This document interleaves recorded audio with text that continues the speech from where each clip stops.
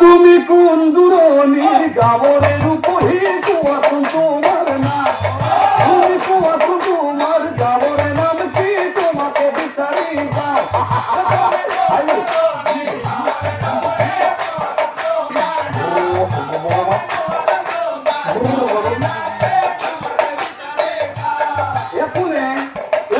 সুন্দরী সুন্দরী রূপহীর উপহির কোনো মাত্রা লাগছে বল কোনে একটু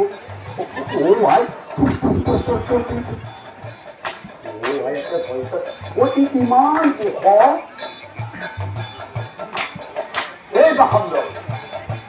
তোমার এই বিয়া হওয়া বুড়া হওয়া তিনি পরিষ্কার করেন বাবা এসে নিরাজ বন্দিত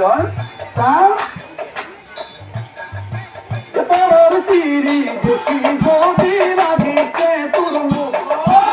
বিয়া করাইল এজনী বুঝিব তোর দুঃখ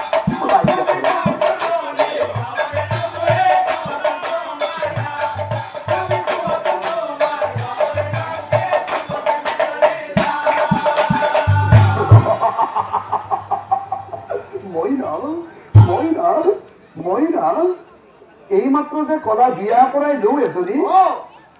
কার বিয়ার কথা কইছা তোমার বিয়ার কথা কইছো মোর বিয়া আকৌ কিমান প্ৰমাণ লাগিব বেন্দা আমাৰ অসুৰ বংশৰ আটাইতকৈ শক্তিবান বলৱান আছিল হিৰণ্যকশিপু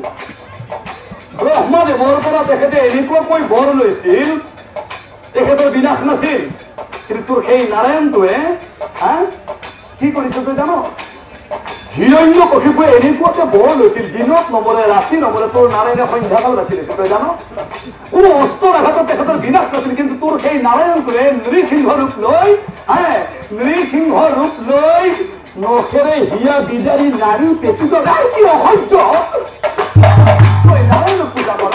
তোৰ নাৰায়ণ মুখেদি উলিয়াই দিম মই আজি নাৰায়ণ মেলি মাতিব মুখেদি হিৰণ্যকশিপু বধ কৰে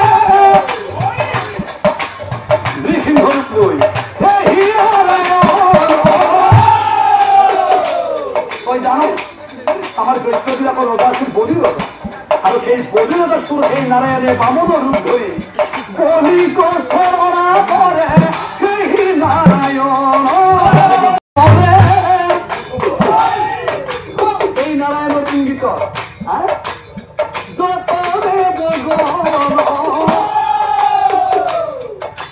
মহিষাসুৰ তই নামটো শুনিছ এতিয়া মহিষাসুৰ কৰি থাকে সি মোৰ খুব মৰমৰ ভাই আছিল আৰু সেই মহিষাসুৰক সেই নাৰায়ণৰ ইংগিততে মহিষাসুৰক দুৰ্গা দেৱীৰ পৰিধানী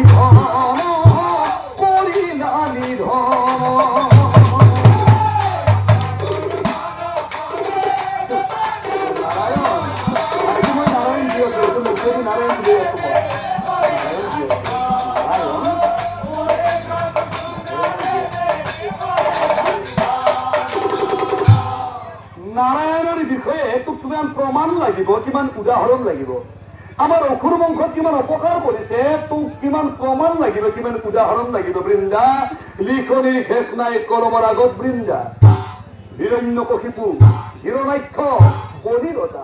আমাৰ দৈত্যবিলাকৰ অসুৰবিলাকৰ গৌৰৱ অহংকাৰ আছিল সেই সকলক তোৰ সেই নাৰায়ণটোৱে তিল তিলকৈ এজনক নিধন কৰি আমাৰ অসুৰ বংশ দুৰ্বল কৰি পেলাইছে তই জানো ও হিৰণ্যাক্ষ বধ কৰে হৰূপ লৈ আৰু তোৰ সেই নাৰায়ণটোৱে নিজৰ স্বাৰ্থ সিদ্ধিৰ বাবে আমাৰ দেৱদৈত্যৰ মাজত কাজিয়া লগাই দি বাসুকী নাগক ৰচি কৰি মন্দৰগিৰি পৰ্বতৰ মাজত থাকি এইটো যে কৰিছিল ইয়াৰ নামটো কি আছিল বৃন্দা সাগৰমন্থন নামটো কিন্তু ভাল মনত আছে আৰু আমি যেতিয়া দেৱদৈত্য দেউতাৰ সাগৰ মন্থন কৰিছিলো তেতিয়া দীপ দীপ কৰাই লক্ষীৰ উৎপত্তি হৈছিল মেলামুখ মেলাই থাকিলো চিৰা লক্ষীক দেখা পাই তোৰ সেই নাৰায়ণটোৱে লক্ষী বিয়া কৰাইছিল সেই নাৰায়ণ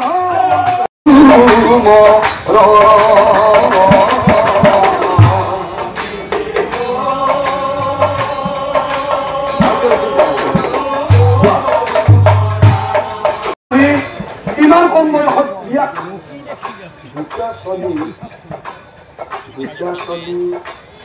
মই তুমি কেইটা দিয়া হৈছে মই এবাৰে দিয়া আছো। মাত্ৰ এবাৰ আৰু তোমাৰ শৰীৰ মাত্ৰ দুটা দুটা কিয় লাগে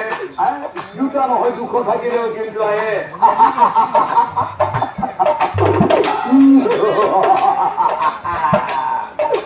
জলন্ধৰ বোলে দেহি তোক নেৰিম মই জলন্ধৰ বোলে দেহি তোক নেৰিম মই শিৱলী পাৰ্বতীৰ হাতত ধৰা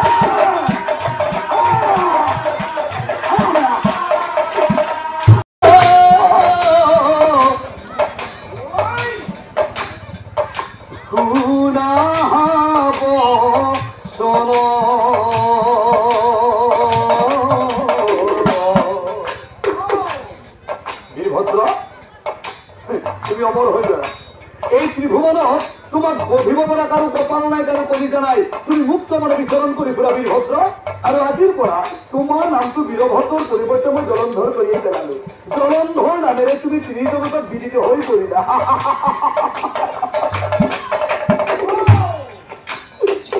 অমর তবর মই করিলু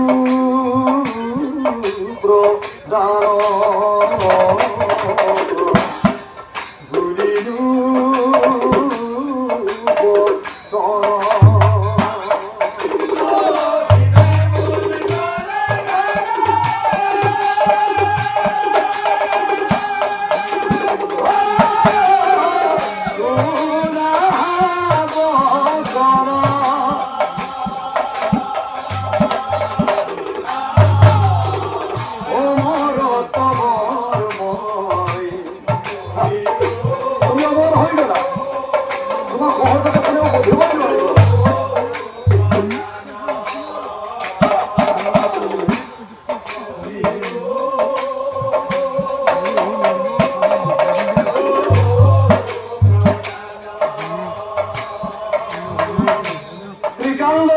দেবাদিদেব মহাদেৱৰ পৰৰ ইমানেই শক্তি আছিল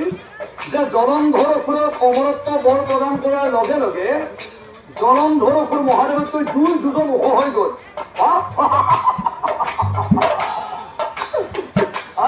জলন্ধৰ তোমাৰ মনৰ আশা মই কৰিলো পূৰণ ভাই তুমি এটা মুক্ত মনে বিচৰণ কৰি পুৰা শুনা আৰু শুনা কোনো স্থানে কোনো কালে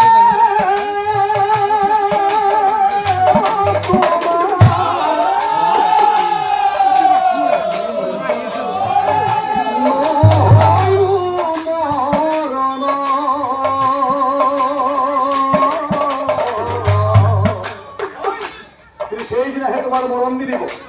যিদিনাই তোমার মরমর ভারত বৃন্দার সতীত্ব হরণ হইব যিদিনাই তোমার ভারত বৃন্দার সতীত্ব হরণ হইব